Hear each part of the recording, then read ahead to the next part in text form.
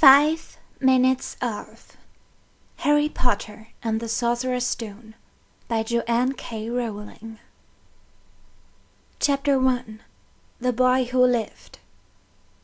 Mr. and Mrs. Dursley of No. 4 Private Drive were proud to say that they were perfectly normal, thank you very much. They were the last people you'd expect to be involved in anything strange or mysterious, because they just didn't hold with such nonsense. Mr. Dursley was the director of a firm called Grunnings, which made drills.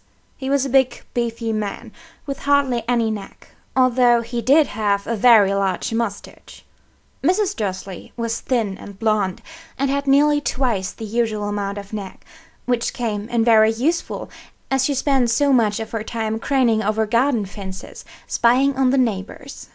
The Dursleys had a small son called Dudley, and in their opinion there was no finer boy anywhere.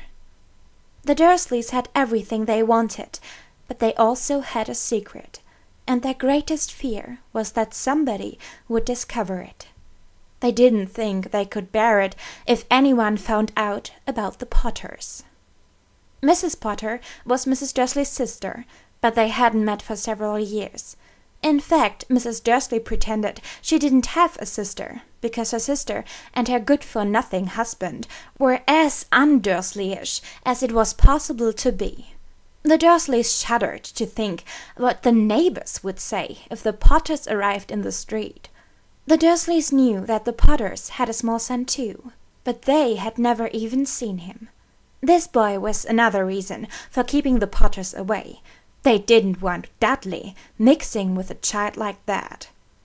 When Mr. and Mrs. Dursley woke up on the dull, grey Tuesday our story starts, there was nothing about the cloudy sky outside to suggest that strange and mysterious things would soon be happening all over the country. Mr. Dursley hummed as he picked out his most boring tie for work, and Mrs. Dursley gossiped away happily as she wrestled a screaming Dudley into his high chair. None of them noticed a large tawny owl flutter past the window. At 8:30, Mr. Dursley picked up his briefcase, pecked Mrs. Dursley on the cheek, and tried to kiss Dudley goodbye, but missed, because Dudley was now having a tantrum and throwing his cereal at the walls. "Little tyke," chortled Mr. Dudley as he left the house. He got into his car and backed out of No. 4's drive. It was on the corner of the street that he noticed the first sign of something peculiar: a cat reading a map. For a second, Mr. Dursley didn't realize what he had seen. Then he jerked his head around to look again. There was a tabby cat standing on the corner of Private Drive, but there wasn't a map inside. What could he have been thinking of? It must have been a trick of the light. Mr. Dursley blinked and stared at the cat. It stared back. As Mr. Dursley drove around the corner and up the road, he watched the cat in his mirror.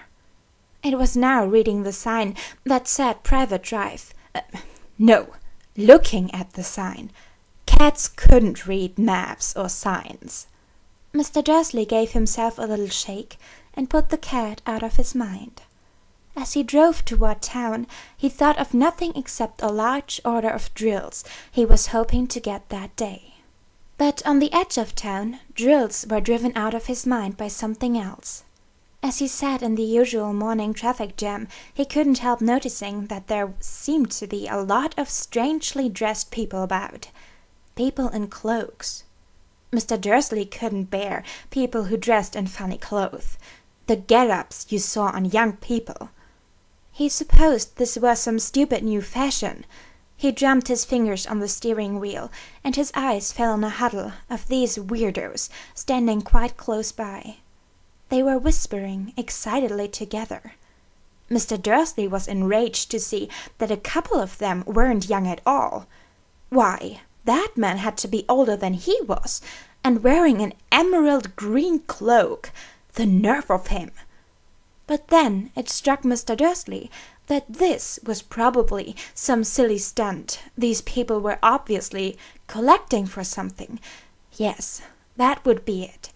The traffic moved on, and a few minutes later Mr. Dursley arrived in the Grunnings parking lot, his mind back on the drills.